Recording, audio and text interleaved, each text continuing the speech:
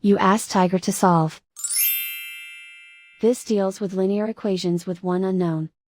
The final result is y equals -3. Let's solve it step by step. Simplify the expression. Group all constants on the right side of the equation. Add 6 to both sides.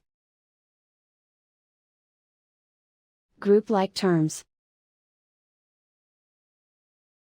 Simplify the arithmetic.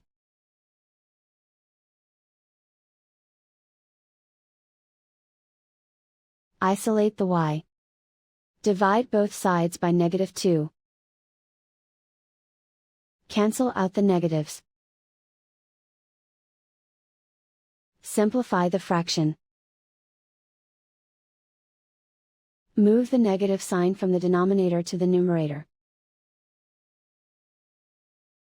Find the greatest common factor of the numerator and denominator. Factor out and cancel the greatest common factor. And so the final result is y equals -3.